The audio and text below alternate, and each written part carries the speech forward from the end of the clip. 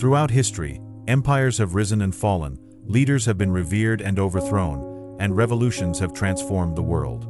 But did these events occur solely due to the natural flow of societies? Or could there be an invisible force, a select group of individuals who, armed with hidden knowledge, shape reality as we know it? Many scholars and researchers suggest that since antiquity, secret societies have possessed information beyond common reach, using this knowledge to influence governments, religions, and even human perception of reality. What lies behind these organizations? How do they operate, and what is the true extent of their power? More importantly, do these societies still operate today, controlling the fate of humanity without most people realizing it?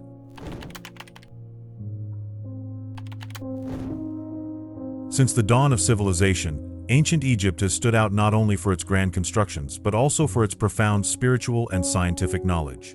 Egyptian priests were not merely religious leaders. They were the keepers of wisdom that blended astronomy, mathematics, medicine, and an understanding of reality that seems to go beyond what modern science can explain. But what exactly did these priests know? And more importantly, where did this knowledge go? Many esoteric ideas explored in initiatory societies today have their origins in Egyptian temples. The concept of the vital force, known as Ka, is a clear example of how the Egyptians already understood subtle energies that influence human beings. This notion was later integrated into various mystical traditions, such as Hermeticism and medieval alchemy. Additionally, Egypt developed an initiation system accessible only to those who were spiritually prepared. Knowledge was not for everyone. It was restricted to those deemed worthy. This leads us to a crucial question. Was this knowledge passed on to later groups that continue to influence the world in secret? One of the most enigmatic names linked to this tradition is Hermes Trismegistus, a figure many scholars consider to be a fusion of the Egyptian god Thoth and the Greek god Hermes. He is believed to have authored the Emerald Tablet, one of the fundamental texts of occultism, which contains the famous phrase, "As above, so below."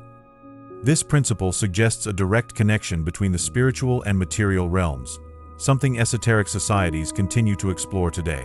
If this knowledge of manipulating reality existed thousands of years ago, was it simply lost, or is it still being used by hidden groups? The Bible provides an interesting indication regarding Egypt and its hidden wisdom. In the book of Acts 7:22, it is written that Moses was educated in all the wisdom of the Egyptians. Considering that Moses is one of the central figures in the history of the Abrahamic religions, this implies that he had access to teachings that may have directly influenced his mission. But what were these teachings? Were they merely advanced techniques of construction and social organization, or something far deeper and spiritual? Another intriguing aspect of Egyptian culture is its mastery of sacred architecture. Many pyramids and temples were built with precise alignment to the stars, especially the Orion constellation and the star Sirius. This demonstrates a cosmic understanding that defies the logic of its time. How did they acquire this knowledge? And why do so many modern secret societies revere the same symbols and astronomical alignments? The pharaohs, considered gods on earth, did not rule alone. They were accompanied by the priestly caste, which served as a bridge between the divine and the human. The initiation rites within Egyptian temples were rigorous processes involving physical, emotional, and spiritual trials. Some theorists believe these rituals were designed to expand consciousness and grant the initiate control over aspects of reality unknown to most people. Could this have been the true secret behind the longevity of Egyptian culture? Curiously, many Egyptian symbols appear in modern societies. The Eye of Horus, for instance, represents protection and hidden knowledge and is widely used in Freemasonry and other initiatory orders. Another powerful symbol is the pyramid with the eye at the top, the same image found on the back of the US dollar bill. Is this merely coincidence, or is there a continuity of this knowledge from Egypt to the present day? Beyond temples and rituals, the Egyptians had a profound understanding of death and the afterlife. The Book of the Dead details what happens after an individual crosses into the next realm and describes the judgment of the soul before the god Osiris. This concept of a final judgment later appears in Christianity and Islam. But the question remains, were these ideas truly adopted by new religions, or were they preserved within esoteric groups that still follow the original teachings? Another intriguing aspect is Egypt's connection to later civilizations. The Greeks, especially philosophers like Pythagoras and Plato, studied in Egypt and brought back many Hermetic principles. Pythagoras, for example, was deeply influenced by the Egyptian initiation system and adapted this knowledge into his own mathematical and philosophical doctrines. Could this be one of the links connecting the mystery schools of the past to the secret societies of today? Many historians believe that after the fall of ancient Egypt, some of this knowledge was preserved and taken to other regions, such as Mesopotamia, Greece, and later Rome. But where did the deeper knowledge go? The kind that was never shared with the public. If Egyptian priests had access to cosmic and spiritual secrets, did they simply vanish from history, or were they absorbed by groups that still manipulate humanity's destiny today? Throughout the centuries, various initiatory orders have claimed to be the heirs of this knowledge, from medieval alchemists to societies like the Rosicrucians and the Freemasons.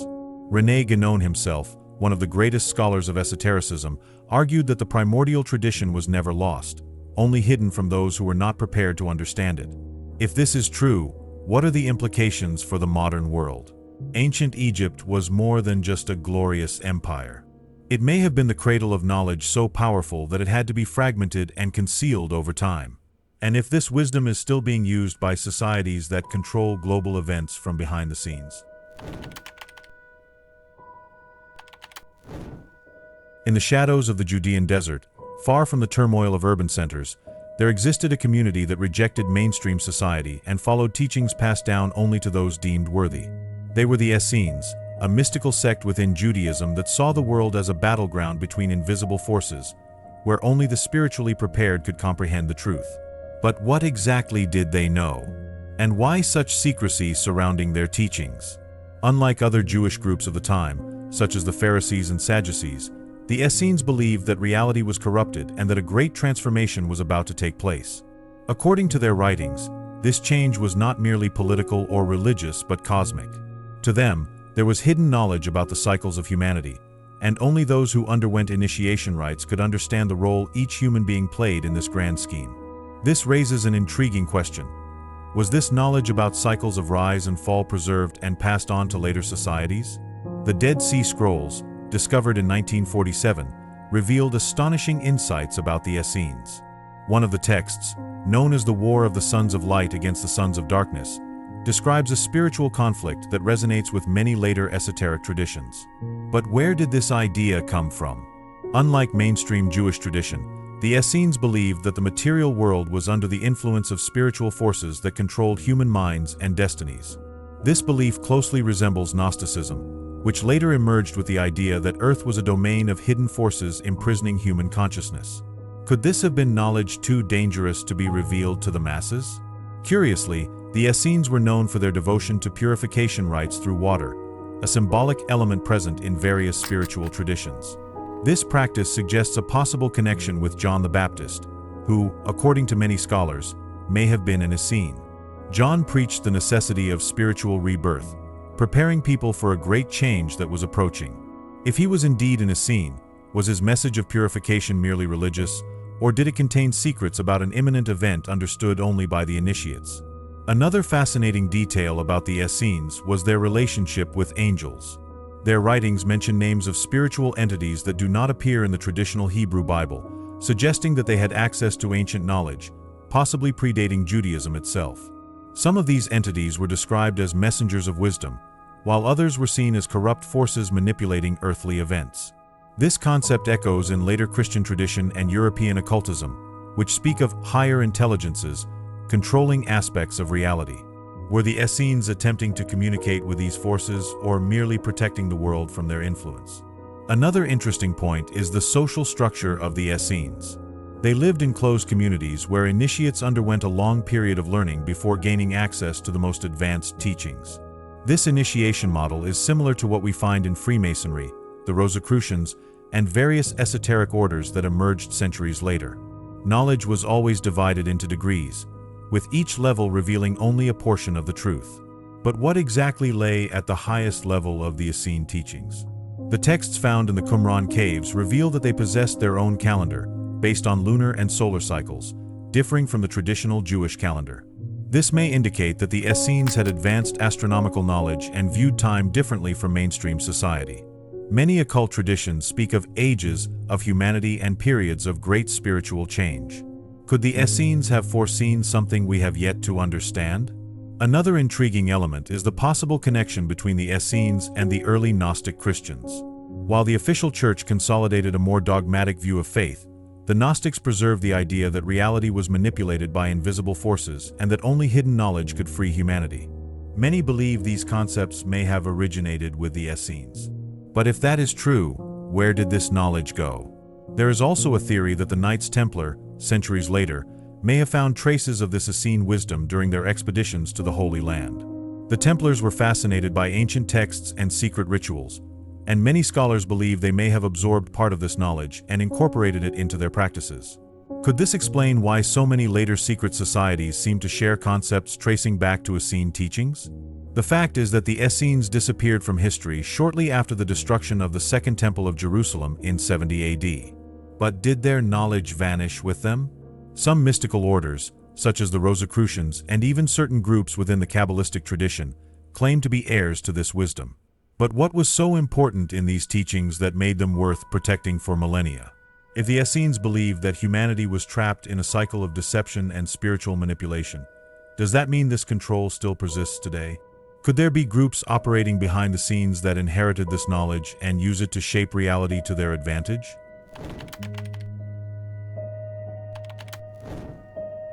In 1119, a small group of 9 knights took a sacred oath in the Holy Land, forming what would become one of the most enigmatic and influential orders of the Middle Ages, the Knights Templar. Under the pretext of protecting Christian pilgrims traveling to Jerusalem, these men quickly became much more than religious soldiers. Within a few decades, they amassed immense power, created one of the first international banking systems, and built fortifications at strategic points across Europe and the Middle East. But what truly allowed such a small group to become a force that challenged even kings and popes? The answer may lie in the exact location they established themselves, the ruins of Solomon's Temple. This choice was no coincidence. The temple, described in the scriptures as the place where the Ark of the Covenant was kept, was considered the spiritual heart of Israel. But what were the Templars searching for there? Contrary to popular belief, they were not merely after sacred relics. There is evidence that, during their excavations, they uncovered ancient documents containing mathematical, geometric, and spiritual secrets tied to Jewish esoteric traditions such as Kabbalah. This could explain why the order, which began as a military group, quickly gained influence in areas far beyond warfare. Kabbalah, a mystical Jewish tradition, teaches that the universe is governed by numerical patterns and that reality can be shaped through knowledge of these codes. Solomon's Temple itself was said to have been built based on these principles. If the Templars had access to this hidden wisdom, did they learn to manipulate forces that gave them strategic, financial, and political advantages? Or did they uncover something even deeper about the nature of reality? Beyond Jewish teachings, the Templars also came into contact with Islamic esoteric traditions. During their campaigns in the Middle East, they interacted with Sufis, Arab alchemists, and Persian scholars who already practiced a form of mystical science based on sacred geometry and the manipulation of spiritual energy. It is no coincidence that, after these interactions, the Templars began using symbols such as the 8-pointed star and the cross patih, both present in ancient Eastern traditions. Could these symbols represent a knowledge that set them apart from other Christian groups? The presence of esoteric elements within the order became evident when reports emerged of Templar rituals that deviated from Christian norms of the time. The figure of Baphomet, often associated with the Templars, is a prime example. But who, or what, was Baphomet? While the Church claimed the Templars worshipped a demon, some scholars believe the name may derive from the Arabic term Abu-Fihamet, meaning father of understanding. This would suggest that Baphomet was not an evil entity, but rather a symbol of secret knowledge inherited from the East. Whatever the truth, the fact remains that the Templars began to arouse suspicion. By the 14th century, their power rivaled that of the French monarchy itself. King Philip IV, deeply indebted to the order, saw them as a threat and decided to eradicate them. In 1307, he launched a coordinated offensive, arresting hundreds of knights on charges of heresy, idolatry, and conspiracy. But the most curious aspect is that, shortly before this offensive, the Templars' vast wealth mysteriously vanished. Reports indicate that ships departed from La Rochelle carrying treasures whose whereabouts were never discovered. What was really on those ships? Just gold and silver, or documents and artifacts that had to be safeguarded at all costs? After the official fall of the order, the surviving Templars were not simply exterminated. Many fled to countries where persecution was less intense, such as Portugal and Scotland. Some scholars suggest that the Scottish Templars may have played a crucial role in the formation of Freemasonry, as many of its symbols and rituals have a direct connection to ancient Templar teachings. But if this knowledge was preserved within Freemasonry, what is its purpose today? Another group that may have inherited part of this wisdom is the Rosicrucians. Officially established in the 17th century, this secret society claimed to possess ancient knowledge, passed down by initiates who kept the tradition alive throughout the centuries. Could part of this knowledge have come from the Templars? If so, this means that the same secrets they uncovered in Solomon's Temple may have been transmitted from generation to generation, reaching modern occultist circles. But what if the influence of the Templars was not limited to the esoteric world? Some historians argue that the financial system created by the order was the precursor to modern banking. The Templars developed a model in which pilgrims could deposit money in a European headquarters and withdraw it in Jerusalem. This concept of credit was revolutionary for the time. Could this innovation have been more than just financial convenience? If the Templars truly understood occult principles regarding energy and monetary flow, could this knowledge have been absorbed by financial elites who control the world today? The truth is that, although the Templars were officially dismantled, their influence never completely disappeared. Elements of their symbolism and doctrine can be found in modern secret societies, in structures of power, and even in the architecture of capitals such as Washington, D.C. This leads us to an unsettling question. If the Templars discovered something that could change the way we understand the world, is that secret still being safeguarded? Or, worse yet, being used by those who truly control reality from behind the scenes? Among all the secret societies that have emerged throughout history, none has become as influential and, at the same time, as enigmatic as Freemasonry. Operating behind the scenes of politics, economics, and culture for centuries, this organization is not merely a philosophical study group or a network of connections. Behind its rituals and symbols lies knowledge that seems to date back to immemorial times, wisdom that, over the centuries, may have been used to shape the course of humanity. But to what extent does Freemasonry wield this power? And is it still the same organization it was in the past? Freemasonry, as we know it today, began to take shape in the 17th century, but its foundations are much older. Some scholars suggest that its roots can be traced back to the ancient mystery schools of Egypt, Jewish Kabbalistic traditions, and the Hermetic teachings that influenced the Templars. The choice of architectural symbolism was no accident. The construction of temples and sacred buildings has always been linked to the understanding of divine geometry and the relationship between man and the cosmos. But if the Freemasons inherited this knowledge, was it merely theoretical, or did it contain practical applications capable of influencing reality? The Masonic obsession with symbols is not just decorative. The square and compass, for example, represent the union of the spiritual and the material, a fundamental concept in various esoteric traditions. The all-seeing eye, present on the Great Seal of the United States, does not merely symbolize divine vigilance, but also the idea that hidden forces are guiding society. The critical question is, do these symbols merely represent philosophical concepts, or do they function as actual codes reflecting a secret understanding of how to manipulate reality? It is no coincidence that many major political events of the last few centuries involved Masonic figures. In the United States, independence was led by leaders who were members of the order, such as George Washington and Benjamin Franklin. During the French Revolution, Masonic groups played a crucial role in spreading ideas that led to the fall of the monarchy. But what did these events have in common? Was it just an Enlightenment ideal of freedom, or was there a deeper, hidden purpose? A planned transformation to reorganize the world according to certain esoteric principles? One of the most intriguing aspects of Freemasonry is its hierarchical structure.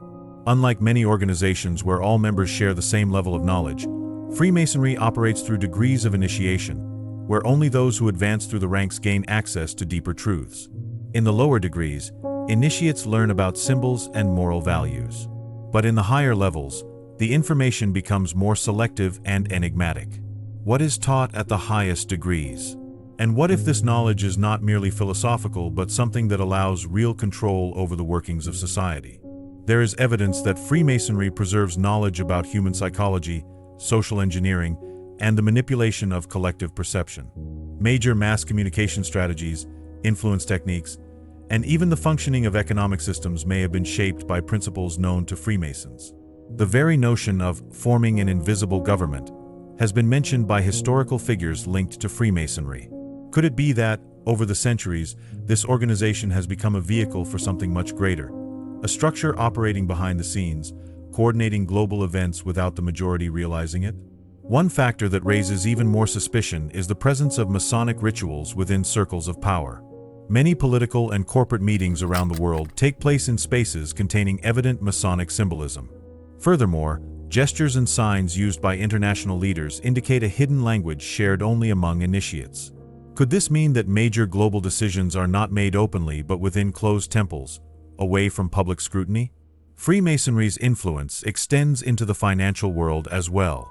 During the 18th and 19th centuries, many of Europe's leading bankers were members of the fraternity, and the modern banking system reflects principles that go beyond simple money management. The idea of a global monetary system, the creation of international financial institutions, and even the stock market model may have roots in knowledge preserved within Freemasonry. Could this explain why so many powerful financiers and investors belong to the order? But the most unsettling question remains. Does Freemasonry truly control modern governments, or has it merely been a pawn in an even greater game? Some researchers believe that over the centuries, the organization has been infiltrated by even more secretive groups that have used it as a vehicle for their own agendas.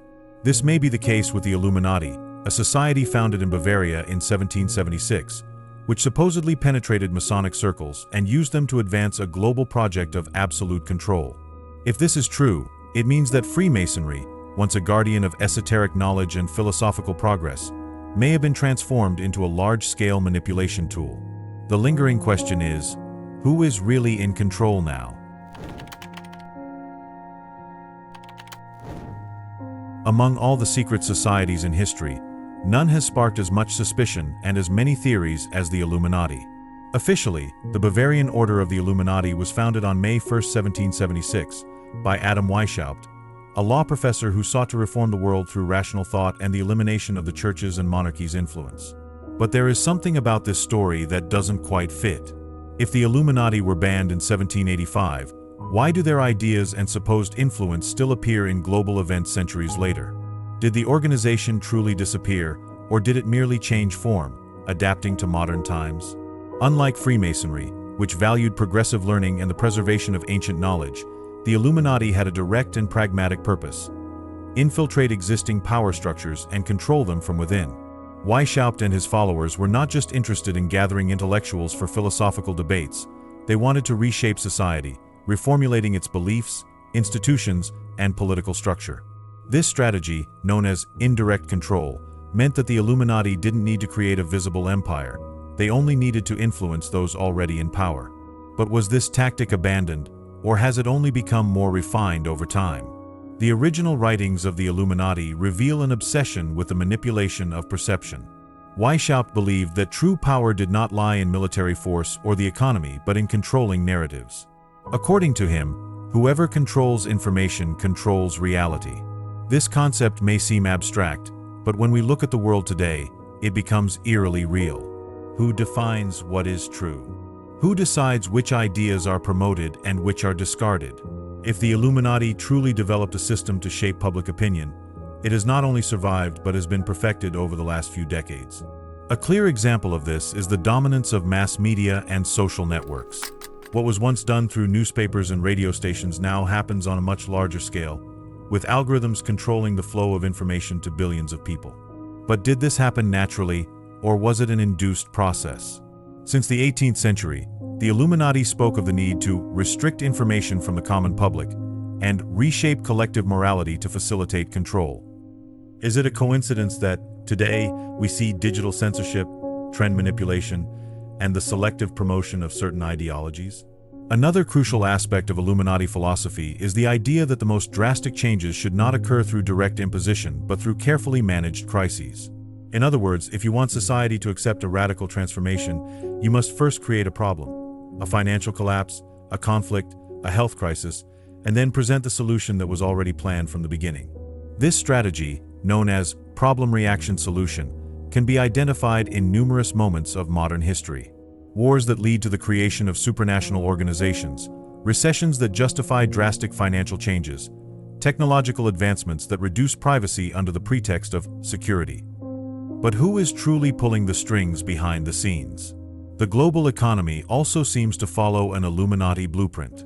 Adam Weishaupt advocated for the idea of a universal currency and a financial system where governments would lose autonomy to central banks controlled by a specialized elite.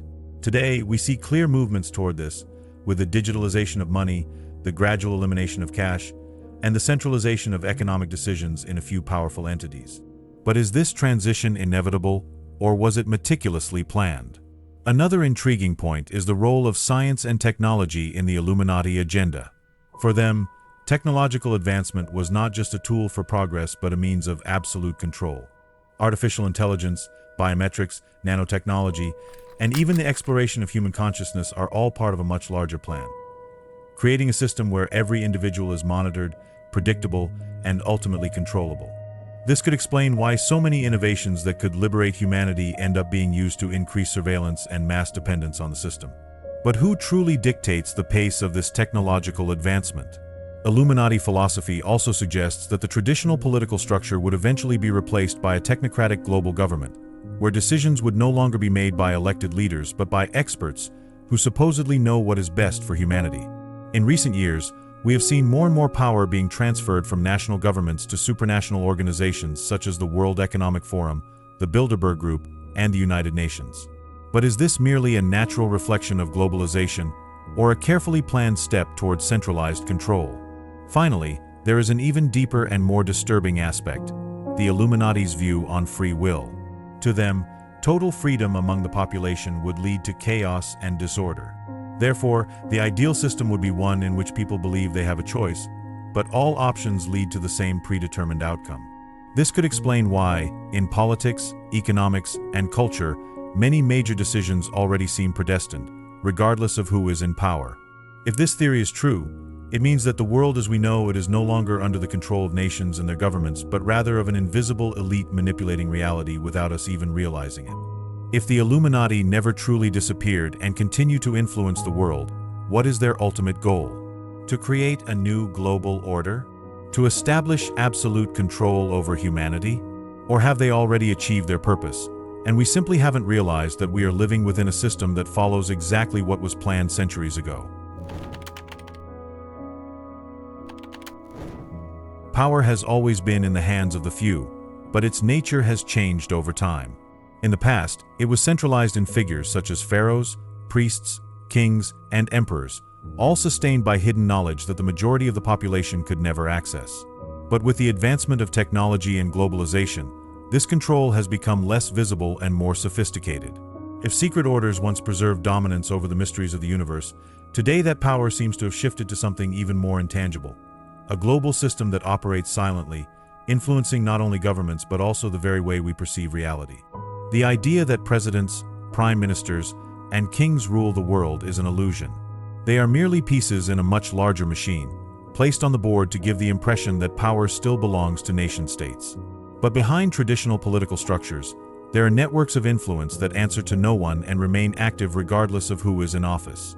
Central banks, multinational corporations, think tanks, and supranational organizations not only set economic and social policies but also create the very crises that justify their actions. The big question is, if the ancient guardians of knowledge have already been replaced, who holds that position now? The answer may not lie in a single group of individuals, but in a self-sustaining system of power that constantly evolves. For centuries, secret societies used knowledge as a tool to manipulate and direct humanity. But what if the very concept of secret societies has become obsolete? True power may no longer need to hide because it has found a way to operate openly, disguised as progress, innovation, and global governance. The rise of communication technologies, the control of narratives, and the standardization of ideologies worldwide suggest that manipulation has ceased to be a hidden process and has become an integral mechanism of modern civilization itself. The global crises of recent centuries do not seem to be mere accidents of history. Wars, economic collapses, pandemics, and social revolutions often follow the same pattern. First, a problem arises abruptly and destabilizes the system. Then, a pre-prepared solution is presented as the only possible way out. This strategy, known as problem-reaction solution, was described long ago by theorists of social control, and today it appears to be applied on a global scale. If fear and uncertainty are effective tools for manipulating entire societies, then who truly benefits from these events? In the economic sphere, what was once a system based on diverse currencies and financial autonomy for nations is now transforming into a model of absolute control. Physical money is disappearing, replaced by digital currencies and credit systems that can be monitored and regulated in real time. More and more, the global population finds itself dependent on central banks and international institutions for transactions, while governments promote regulations that reduce financial privacy under the pretext of security and stability. But is this transition natural or planned? Since the 18th century, the idea of a unified financial system has been discussed by influential groups, and today we are witnessing its gradual and irreversible implementation. Technology is perhaps the most powerful element of this new model of control. In the past, secret societies used symbols, rituals, and restricted knowledge to manipulate reality and those who were not initiated into their secrets. Today, that control happens through data, algorithms, and artificial intelligence. Decisions about which information should be promoted or censored, which behaviors are acceptable, and which ideas must be suppressed are no longer made by individual rulers but by faceless, limitless systems. But who programs these systems? And for what purpose? The idea of global governance is becoming increasingly evident. Policies that were once decided within national borders are now shaped by supranational entities that do not answer to the people. What was once considered a theory about a world government is unfolding before our eyes. But this transition is not happening by force. It is occurring subtly, conditioning people to accept new rules as a natural part of progress. If in the past control was exercised through fear and repression, today it happens through voluntary acceptance. When people believe there is no alternative beyond the path laid out for them, resistance becomes unnecessary. Unlike the ancient esoteric orders, which guarded knowledge within temples and closed circles, the modern control system operates fluidly, invisibly. It does not require rituals or initiations because its influence has already been normalized within the structure of society. But does this mean there are no longer secret societies operating behind the scenes? Or have some of them realized that the best way to maintain power is not by hiding knowledge, but by making it irrelevant to the majority? One thing that has become clear throughout history is that changes do not happen by chance. If Egyptian priests, the Essenes, the Templars, and the Illuminati had access to knowledge that allowed them to influence the fate of humanity, it is logical to assume that the same knowledge is still in use today. But is it still in the hands of an elite that understands its secrets, or has it already been embedded within technological and economic systems that operate independently? The final question is not just who is in control, but what happens when control has been so well implemented that no one even perceives its presence? If true power no longer needs to hide, have we already passed the point of no return? Or is there still time to see beyond the veil and understand who is truly guiding the fate of humanity? Whoever holds true knowledge controls not only governments and economies, but also the very perception of reality. Is there still time for us to see beyond the veil and understand who truly leads humanity's destiny? If you are interested in exploring more about spirituality, I have selected some videos especially for you, filled with profound knowledge and fascinating discoveries that you will love. Just click on one of them. Don't forget to subscribe to the channel to continue this journey of self-discovery and spiritual learning. Your commitment to knowledge is the first step toward transforming your reality.